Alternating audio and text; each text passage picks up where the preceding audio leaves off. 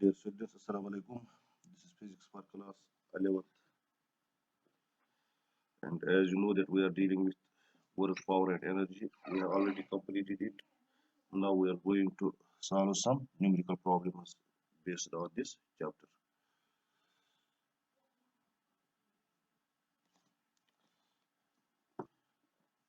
So our first problem is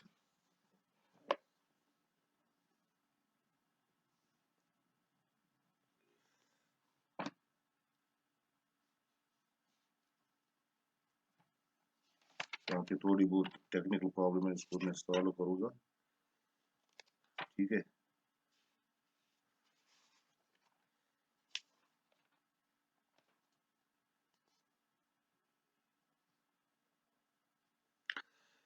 So let me start. Our first problem is, as you can see from the screen, a lawn roller has been pushed by a gardener.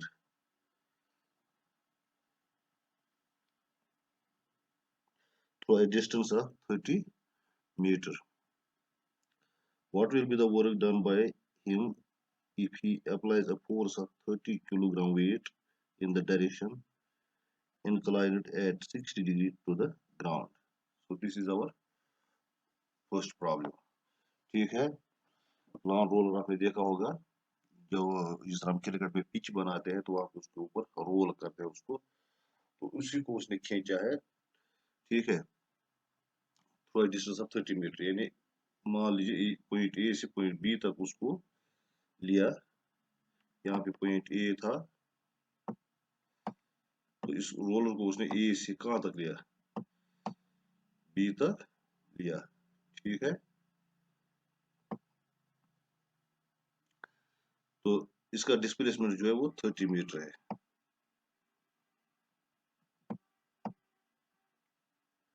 ठीक है. तो यह यहाँ पे roller था, मैं यहाँ पे थोड़ा बनाऊंगा आपको वो करके, तो आपको ये समझ में आ जाएगा. ये रोलर है. ठीक है. What will be the work done by him if he applies a force of 30 kilogram weight in the direction inclined at 60 degree to the ground. अब उसने फोर्स लगाई इस पे, इसने इस डायरेक्शन में फोर्स नहीं लगाई, जिस डायरेक्शन में डिस्प्लेसमेंट हो गया है, ये एस था. ठीक है. जिस डायरेक्शन में डिस्प्लेसमेंट हो गया एस, उस डायरेक्शन में उसने ये फोर्स नहीं लगाया, उसने फोर्स लगाया इसको इस डायरेक्शन में. आप यहाँ से देख सकते हैं, यहाँ पे उसने फोर्स लगाई इस तरह. तो this is the direction of force. ठीक है.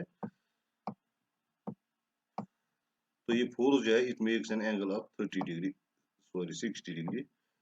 यहाँ पे इसने 60 डिग्री का एंगल बनाया है.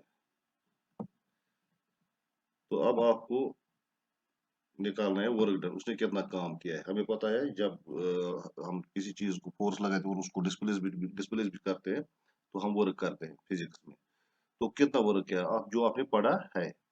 नाउ जब सॉल्यूशन क्या है इसकी, here displacement S is 30 metre, force F is 30 kilogram weight. अब 30 किलोग्राम वेट जो है, एक्चुअली फोर्स का जो यूनिट है वो न्यूटन है, लेकिन यहाँ पे हमने यूनिट लिखा है इसका 30 किलोग्राम वेट. तो 30 किलोग्राम वेट का मतलब होता है 30 इंटू 10 न्यूटन, यानी 300 न्यूटन. किलोग्राम वेट को जब चेंज करना हो न्यूटन में, तो उसको 10 से मल्टीप्लाई करना पड़ता है. So 30 kilogram weight is equal to 30 into 10, that is 300 newton. तो फोर्स जो हमारा यहाँ पे है वो न्यूटन है. एक बात याद रखना चाहिए, जो वर्क है वो जूल में निकलेगा तब जब डिस्प्लेसमेंट मीटर में होगा और फोर्स न्यूटन में होगा. तो डिस्प्लेसमेंट तो मीटर में है ही, अब फोर्स न्यूटन में नहीं था, इसलिए इसको हमें पहले कन्वर्ट करना पड़ा न्यूटन में. तो फोर्स कितना था 30 किलोग्राम वेट, जिसको हमें 300 न्यूटन बनाए. ठीक है. तो एंगल है 60 डिग्री. अब फार्मूला क्या है हमारे पास, जो आपने पढ़ा है, work done bye constant force. जो फोर्स एफ है, it is a constant force, it is not a variable force. Force जो 300 न्यूटन है, ए से लेके बी तक बराबर ही 300 न्यूटन रहेगा. जो फोर्स एफ रहेगा वो सिर्फ 300 न्यूटन रहेगा. तो फोर्स वर्क के लिए क्या फार्मूला है, W is equal to F dot S, और वो किसके बराबर होता है, एफ एस कॉस थीटा. अब एफ कितना है, एफ का वैल्यू सबस्टिट्यूट करना है, एस का वैल्यू सबस्टिट्यूट करना है और थीटा का वैल्यू सबस्टिट्यूट करना है. तो एफ के बदले में मैंने कितना वैल्यू सबस्टिट्यूट किया है, 300 न्यूटन, जो मैंने उधर निकाला है. एस जो है वो 30 मीटर है. ठीक है. तो एस के बदले मैंने यहाँ पे 30 लिया है. ठीक है. और का थीटा का वैल्यू मैंने दिया है 60, जो इसका वैल्यू दिया हुआ है वहां पे. ठीक है. तो W will be equal to 9000 300 into 30 is equal to 9000। अब cos 60 का वैल्यू जो है वो 1/2 होता है। cos 60 अगर आप ट्रायग्रामेट्रिक टेबल देखोगे वहां पे, तो cos 60 का वैल्यू जो आपने 10th में भी देखा होगा, cos 60 का वैल्यू जो है वो 1/2 होता है। So it will be equal to 9000/2, that will be 4500 joule. तो जो वर्क हमारा निकला है वो कितना निकला है, 4500 जूल। ठीक है, this was the first problem. I hope आपको ये समझ में आ गया होगा। तो ये प्लीज ये नोट करना अपनी नोटबुक पे, इससे आपको सीख मिलेगी कि आप दूसरे प्रॉब्लम भी सॉल्व करोगे, उसमें उनको सॉल्व करने में आपको मदद मिलेगी।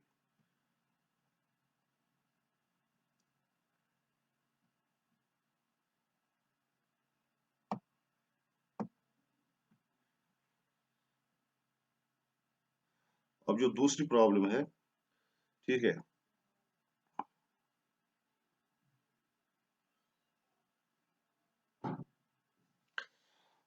दूसरी प्रॉब्लम क्या है, a body moves a distance of 10 meter along a straight line under an action of 5 Newton force. If work done is 25 joule, then find the angle between the force and the direction of motion of the body. ठीक है, तो अब ये वाला question है। अब यहाँ पे उल्टा करना है, हमें एंगल निकालना है। फिर से मैं बताऊंगा, ये ए पे बॉडी थी, ठीक है, इसने ए से लिया इसको कहाँ तक, बी तक लिया है। कितना डिस्टेंस है, डिस्टेंस कितना है यहाँ पे आप खुद देख सकते हो। डिस्टेंस जो मैंने ऊपर लिखा है, डिस्टेंस इज 10 मीटर। इस वक्त डिस्टेंस कितनी है, इसने 10 मीटर, A from A to B the distance is 10 metre और द डिस्प्लेसमेंट इज 10 मीटर। ठीक है, तो फोर्स इसने लगाया इसी एंगल पे। यहाँ पे कोई बॉडी थी, मान लीजिए ए पे, इस पे उसने रस्सी बांध ली और इसको इस डायरेक्शन में फोर्स लगाया है। ये this is the direction of force. Force कितना लगाया वो भी आपको उधर दिया हुआ है। फोर्स कितना है, फोर्स है कितना, 5 न्यूटन। ठीक है, फोर्स इज 5 न्यूटन। तो यहाँ पे जो ये एंगल है ये निकालना है आपको। ठीक है, ये एंगल थीटा जो है ये कितना है ये निकालना है हमने। और वर्क भी दिया हुआ है, work is equal to 25 joule. तो वही formula here, displacement S is 10 metre, force F is equal to 5 newton and angle theta is to be calculated। ठीक है, and work done W is 25 joule। now work done is W is equal to F dot S, that is Fs cos theta, जो formula है हमारे पास। तो अब हमने work का value जो है सब्स्टिट्यूट किया है, वर्क का वैल्यू जो है वो 25 है। ठीक है, फोर्स का मैंने इस फोर्स का वैल्यू सब्स्टिट्यूट किया, वो 5 न्यूटन है। ठीक है, फिर मैंने एस का वैल्यू सब्स्टिट्यूट किया, वो 10 है। ठीक है, एस का वैल्यू कितना है, 10 है। और cos थीटा, थीटा का वैल्यू हमें पता नहीं है। तो 5 इंटू 10 हो गया 50। So 25 is equal to 50 into cos theta. ठीक है, अब जो राइट साइड में 50 है उसको लेफ्ट साइड में ले लीजिए, तो that will be 25/50। 25/50 is equal to cos theta. 25/50 is equal to 1/2, that is cos theta. अब हमने जब ट्रायगोनोमेट्रिक टेबल देखा तो वहां पे हम देखते हैं cos 60 का वैल्यू जो है वो 1/2 होता है, इसलिए 1/2 के बदले हम cos 60 देख सकते हैं। cos 60 is equal to cos theta, cos और cos कैंसिल हो जाएगा, इसका मतलब हो गया 60 इज इक्वल टू थीटा। तो जो ये एंगल यहाँ पे ये भी 60 निकला है। ये ऊपर वाले का कन्वर्स क्वेश्चन था, जो ऊपर आपने भी क्वेश्चन किया है। ठीक है, वहां पर भी एंगल 60 था, तो थीटा में 60 निकला।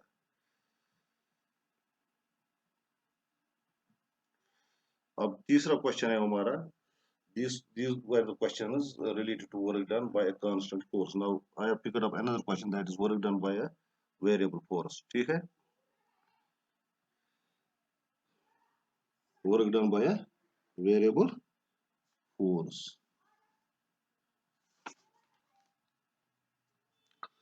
अब क्वेश्चन क्या है, तो आप देखिए यहाँ पे मुझे थोड़ी क्वेश्चन पढ़ने में प्रॉब्लम होती है स्क्रीन पे। Position dependent force, position dependent force F is equal to 2 plus x, ये दिया हुआ है। ये मतलब इसका मतलब क्या होगा, x is position, x is the displacement.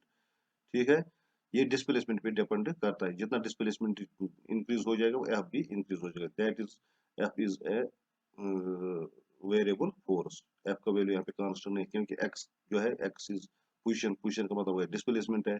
x 1 metre हो जाएगा, तो आप खुद देखिए जब x 1 होगा F will be 2 plus 1, that is 3 Newton. और जब x 2 होगा then F will be 2 plus 2, that is 4 Newton.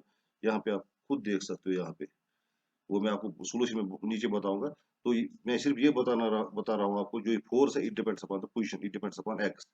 ठीक है, एक्ट्स ऑन ए बॉडी, यही फोर्स अब एक्ट कर रहा है, ये वेरिएबल फोर्स हो गया, ये एक्ट कर रहा है ऑन ए बॉडी। ठीक है, and displaces it from x is equal to 0 to x is equal to 5 meter. Calculate the work done. Uh, calculate the work done in joule. ठीक है, जूल्स में आपको वर्क डन निकालना है। तो हमें पता है वर्क तब जूल में होगा जब फोर्स न्यूटन में होगा और डिस्प्लेसमेंट मीटर में होगा। ठीक है, अब यहाँ पे मैंने क्या लिखा, we know that work done by a variable force is given by, अगर आप खुद देखोगे, that is given by this, by integrating this equation. ठीक है, W is equal to limit 0 to 5। ठीक है, अब यहाँ पे देखिए, ये यहाँ पे बॉडी थी, यहाँ पे x 0 था, अभी इसने कोई डिस्प्लेसमेंट नहीं निकाला था।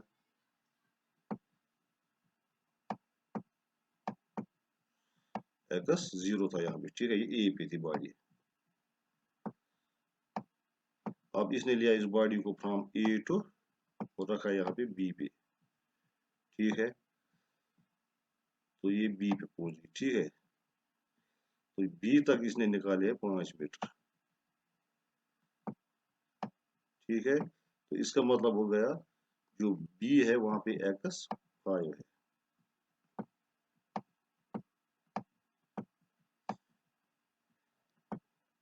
अब A से B तक लेने में जो हमने फोर्स यूज किया है वो वेरिएबल फोर्स है, क्योंकि ये x पे डिपेंड करता है। आप खुद देख सकते हो, ये जब ये 1 मीटर निकालेगा तो फोर्स, जब 1 मीटर निकालेगा फोर्स 3 न्यूटन होगा। ये आप यहाँ से देख सकते हो इस इक्वेशन से, जो यहाँ पे ऊपर क्वेश्चन में इक्वेशन दी है, F इक्वल टू 2 + x।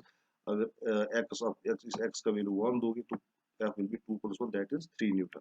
अगर x का वैल्यू आप 2 दोगे, then F will be equal to 2 + 2, that is 4 newton. इसका मतलब ये हो गया, 1 मीटर के बाद 2 मीटर के बाद जो फोर्स है वो ज्यादा लग रहा है।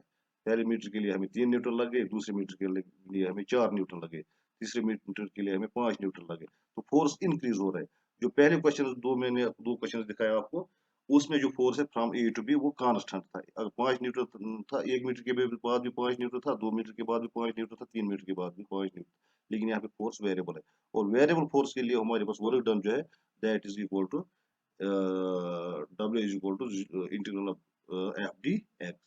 अब f का वैल्यू मैंने यहाँ पे इस f का वैल्यू सब्स्टिट्यूट किया है। ठीक है, वो 2 + x है जो ऊपर दिया हुआ है क्वेश्चन में। ठीक है, और dx। अब फिर dx जो है दोनों के साथ, 2 के साथ में भी मैंने रखा है, फिर x के साथ भी यहाँ पे रखा है। ठीक है, अब 2 जो है वो कांस्टेंट है। ठीक है, तो dx का जो इंटीग्रेशन आता है वो x आता है। ठीक है, तो वो मैंने यहाँ पे लिखा है इंटीग्रल ऑफ, ये अगर मैं यहाँ पे आपको दिखाऊंगा, ये जो 2 dx था, इसको इस तरह से लिखना। आप, मैंने वो स्टेप इसमें नहीं लिखा, आप इस तरह लिखना है। ठीक है, dx ये स्टेप मैंने नहीं लिखा है। और आपको मैंने बार बार बोला है, जब d और x कैंसिल हो जाएगा तो ये हमें 2 निकलेगा, फिर x का जो है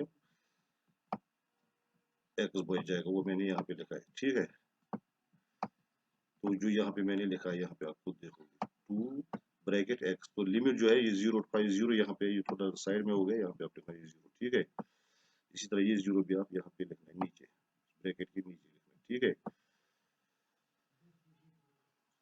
यहाँ पे ये नहीं लिखना। तो फिर हम देते, ये 0 लोअर लिमिट है और 5 अपर लिमिट है, तो ये हो गया 2। पहले हमें x का अपर लिमिट देना, वो 5 है, माइनस फिर लोअर लिमिट देना, लोअर लिमिट इसका 0 है। ठीक है, इसी तरह ये हो गया 1/2। ठीक है, अब x का इंटीग्रेशन क्या है, ये x रेज पावर n का, मैंने आपको ये पढ़ाया है, x रेज पावर n, उसका जो इंटीग्रल बनता है वो हमें वहां पे आता है, वो x रेज पावर n + 1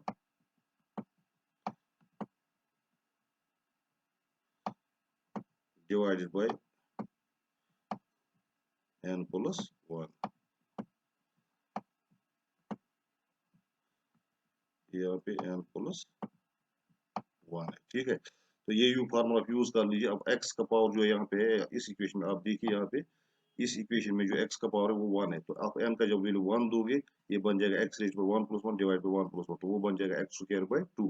तो वो 1/2 मैंने बाहर निकाला है, x² मैंने अंदर ही रखा है। ठीक है, एक्स स्क्वायर मैंने अंदर ही रखा है, तो ये बन जाएगा 1/2। ये यहाँ पे आप इसमें आप सिर्फ n का वैल्यू 1 दे दीजिए, क्योंकि x का पावर 1 है, यहाँ पे 1 दे दीजिए। जो मैंने यहाँ पे लिखा है x रेज़ पर n प्लस 1, n का वैल्यू 1 दे दीजिए, आपको खुद आएगा समझ में x का इंटीग्रल क्या बन जाएगा। तो x का इंटीग्रल क्या बन जाता है 1/2 एक्स स्क्वायर। तो फिर एक्स स्क्वायर जो है x का वैल्यू पहले पहले मैंने अपर लिमिट दिया, अपर लिमिट 5 है, तो 5 स्क्वायर बन जाएगा, ठीक है। और फिर लोअर लिमिट दिया 0 स्क्वायर, ठीक है। तो ये बन जाएगा 5 माइनस 0 5 ही बन जाएगा, ठीक है। और यहाँ 5 स्क्वायर जो है 25 बन जाएगा, 25 माइनस 0 तो ये बन जाएगा 25, ठीक है।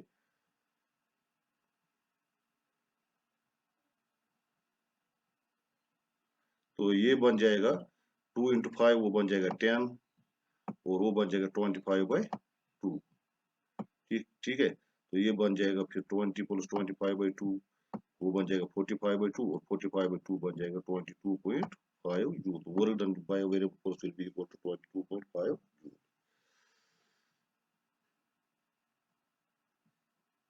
Now this is fourth question, ठीक है।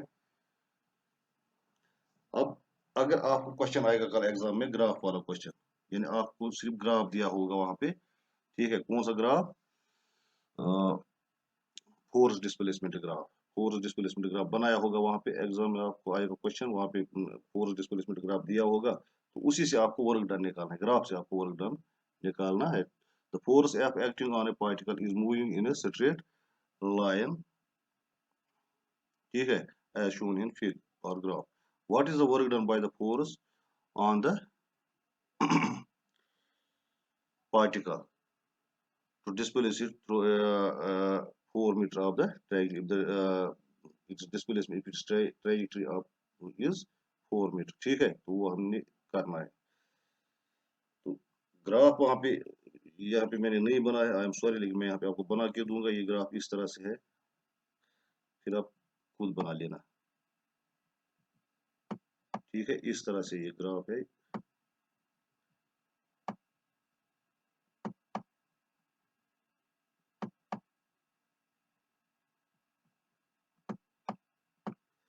ये ग्राफ है, ठीक है। तो यहाँ पे ये 0 है,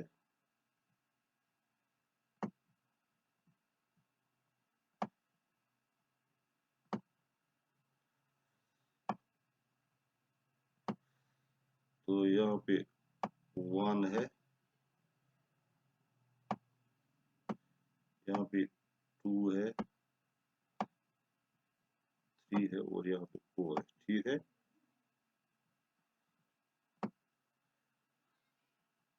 तो यहाँ पे मैंने इसको लिखा है, ये आप अब खुद बनाना, मैंने बनाया। अब यहाँ पे ये ए है और ये बी है, ठीक है। और यहाँ पे मैंने इसका नाम रखा है डी, इसको।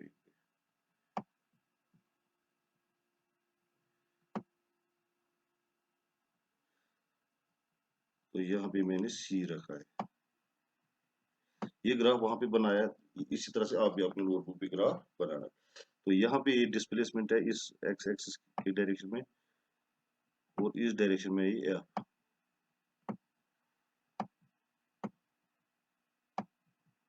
ठीक है। इस डायरेक्शन में एफ, ठीक है। तो यहाँ से क्या होगा, जब हम एफ को इंक्रीज करते हैं, जो डिस्प्लेसमेंट है वो भी इंक्रीज होता है। ये फिर एक वक्त आता है जब फोर्स कांस्टेंट रहता है, ठीक है। तो कहाँ से, जब हम 1 से 2, 2 से 3 मीटर की डिस्टेंस निकालते हैं, तब तक फोर्स कांस्टेंट रहता है। That is almost 5। यहाँ पे लिखा होगा, इसको मैंने 5 लिखा है, ठीक है। ये 5 है यहाँ पे, इसको भी यहाँ पे 1 2 3 4 है,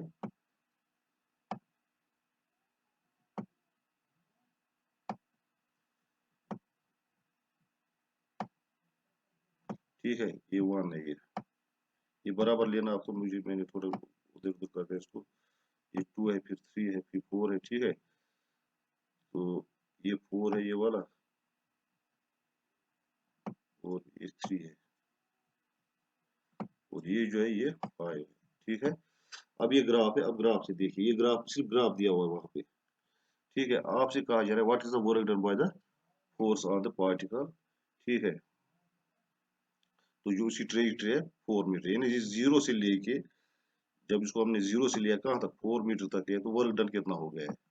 वर्क डन कितना हो गया। तो इसमें क्या होगा, इसमें दो किस्म के फोर्स है। पहला फोर्स वेरिएबल है जो पहले इंक्रीज होता है ए तक, ओ से लेके ए तक वो इंक्रीज होता है वो फोर्स, ठीक है। फिर ए से बी तक वो कांस्टेंट रहता है, यानी मान लीजिए पहले ओ के पास ये 0 न्यूटन था, फिर 1 Newton, 2 Newton, 3 Newton, 4 Newton, 5 Newton हो गया। 5 न्यूटन के बाद क्या हो गया, 5 न्यूटन तक जब ये फोर्स हो गया तो अब तक उसने 1 मीटर डिस्प्लेसमेंट निकाला, ठीक है। फिर ए के बाद बी तक इससे 5 न्यूटन रहता है, इंक्रीज नहीं होता है, तब तक ये 3 मीटर की डिस्टेंस और निकालता है। फिर बी से लेके जब ये 4 मीटर की डिस्टेंस निकलता है तो इसका ये फोर्स जो है वो डिक्रीज होता है। ये 5 न्यूटन के बाद 4 न्यूटन हो जाता है, फिर 3 न्यूटन, फिर 2 न्यूटन, फिर 1 न्यूटन, फिर सी तक, ये सी पर जो फोर्स है वो 0 बन जाता है, ठीक है। तो अब आपको बोलना है वर्क कितना किया आपने। वो आपके पास अभी तक अभी जो है दो फोर्स है, वेरिएबल भी है और कांस्टेंट भी है, ठीक है। तो उसके लिए हमारे पास फार्मूला है वर्क डन, ठीक है। जो वर्क डन उस ग्राफ, जब ग्राफ दिया हुआ होगा, कौन सा ग्राफ, फोर्स डिस्प्लेसमेंट ग्राफ, तो वर्क डन जो है that is equal to area under the force displacement graph. अब जो एरिया अंडर इस ग्राफ के अंडर होगा, तो एरिया कितना अंडर है इस ग्राफ के अंदर, वो यहाँ से ओ से लेके ए तक, फिर बी तक, फिर सी तक, ठीक है, फिर सी से लेके ओ तक। ये जो मैं सारा यहाँ पे लिखूंगा, ठीक है। ये जो अब रह गया ये वाला, इसमें दो ट्रायंगल्स बनते हैं और एक रेक्टेंगल बनता है। ट्रायंगल्स दो है, एक ये है ओ ए डी और दूसरा ये बी ई सी, ठीक है। यहाँ पे आप ई लिख लीजिए, ठीक है।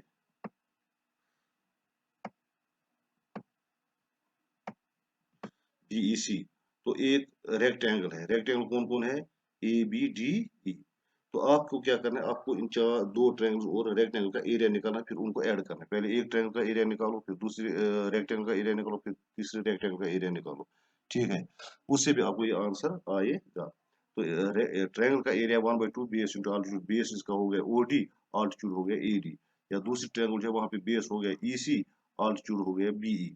तो इसी तरह जो रेक्टेंगल है वो लेंथ इंटू ब्रेड्थ, उसका एरिया लेंथ इंटू ब्रेड्थ के बराबर होता है, so that will be A B into A D. तो वो बात उस तरह से भी निकाल सकते हो। लेकिन मैंने इसको दूसरी फार्मूला यूज किया, मैंने इसको बोला कि ए की फिगर मैंने लिया है वो ट्रिपेजियम है, ठीक है। तो इसीलिए मैंने लिखा है एरिया अंडर द ग्राफ जो है वो ट्रिपेजियम है या तीन ट्रायंगल्स है, वो ट्रिपेजियम है या फिर दो ट्रायंगल्स और एक रेक्टेंगल है, जो आपकी मर्जी। मैंने एक ही फिगर बनाना, इसको ट्रिपेजियम, ट्रिपेजियम की शक्ल आपने देखी होगी, उसमें दो साइड्स पैरेलल होते हैं, इस तरह ये हो गया ट्रिपेजियम, ठीक है।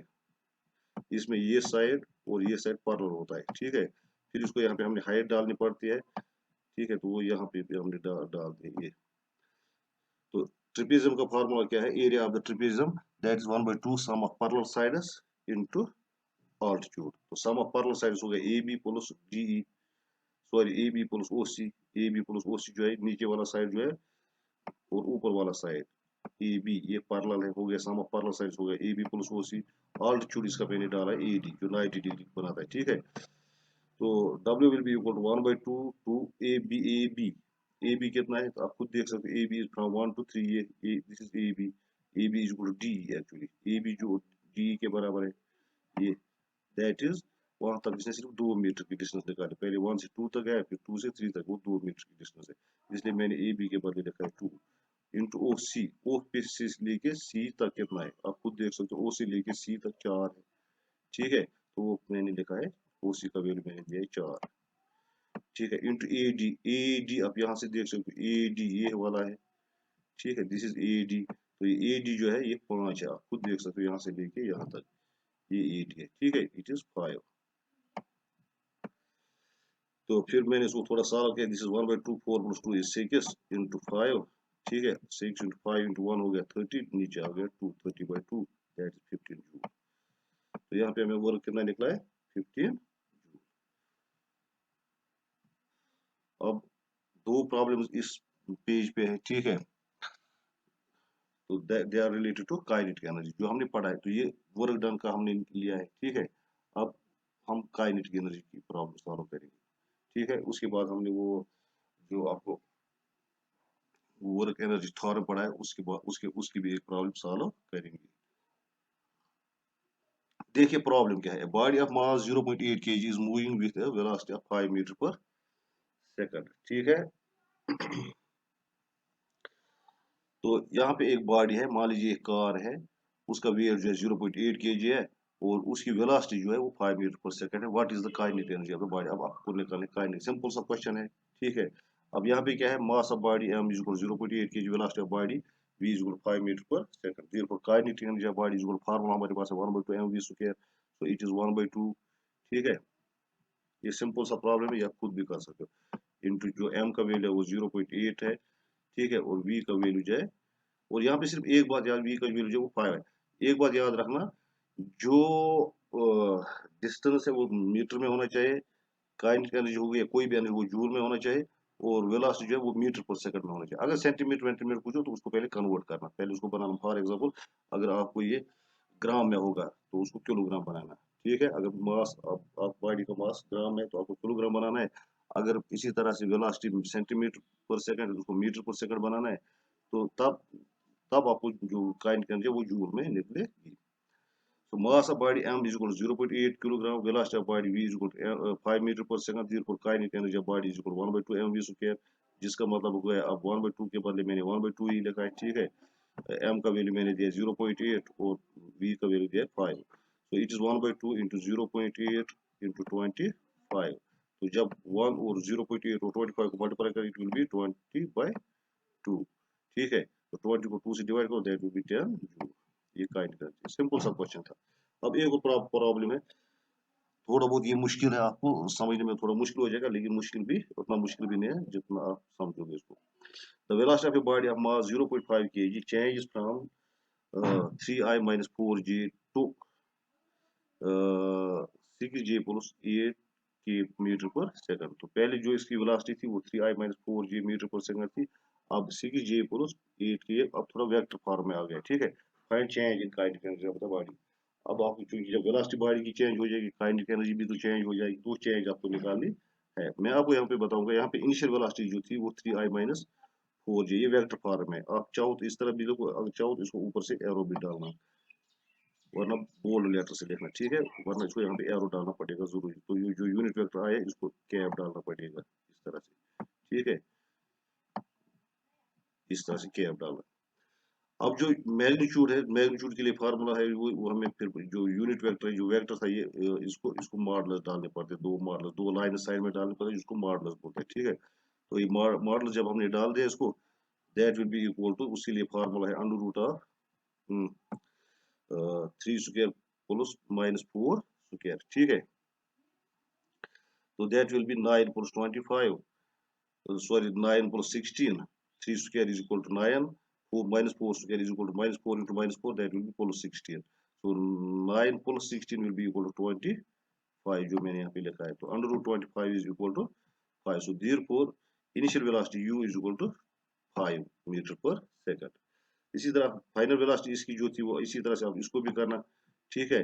That -6i plus 8j when it is in vector form, तो इसका जो मैग्नीट्यूड होगा v, that will be equal to modulus of v, that is equal to under root of this -6 square plus 8 square. तो -6 square -6 into -6 हो गया 36 plus 8 square हो गया 64, 36 plus 64 बनता है 100, ठीक है।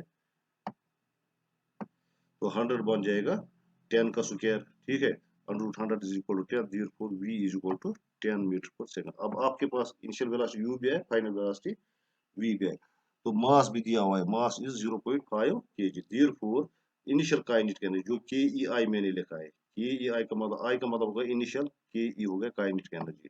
सो initial kinetic energy is equal to 1/2 mu square, क्योंकि u इसकी इनिशियल वेलोसिटी है, ठीक है। फार्मूला हमें 1/2 mv स्क्वायर थी, लेकिन यहाँ पे इनिशियल वेलोसिटी लेनी है 1/2 mu स्क्वायर। तो अब u का वैल्यू दे दीजिए और m का वैल्यू दे दीजिए। u का वैल्यू है, m का वैल्यू है 0.5 और u हमने ऊपर निकाला, दैट इज 5 स्क्वायर। तो जब इसको हम मल्टीप्लाई करते हैं, किसको 1 को 0.5 को 5 को 2 बार, तो हमें मिलता है 12.5, नीचे इसको 2 आएगा, ठीक है, डिवाइड बाई दिस 2 जो यहाँ पे नीचे था ये वाला 2, ठीक है। तो ये बन जाएगा 6.25, जो kinetic energy, initial kinetic energy निकलेगी इस बॉडी की, वो निकलेगी 6.25। Similarly KEF, that is final kinetic energy, that is 1/2 mv square. तो यहाँ पर भी आप वैल्यू दे दीजिए, m का वैल्यू 0.5 ही दे दीजिए और v का वैल्यू 10 दे दीजिए, क्योंकि v हमने ऊपर 10 निकाला है। तो जब इसको भी मल्टीप्लाई करते हैं तो 50/2 बन जाता है, और इसका मतलब ही हो गया that is final kinetic energy is equal to 25। तो चेंज इन काइनेटिक एनर्जी कितनी होगी, final kinetic energy minus initial kinetic energy, वही होगी चेंज इन काइनेटिक एनर्जी। तो फाइनल काइनेटिक एनर्जी को सब्ट्रैक्ट करेंगे कौन सी, initial kinetic energy. So del K E will be equal to 25 minus 6.25, that will be 18.75 joule. This is the change in kinetic energy. ठीक है, तो ये थे दो क्वेश्चन इस पेज पे। अब लास्ट में हम करेंगे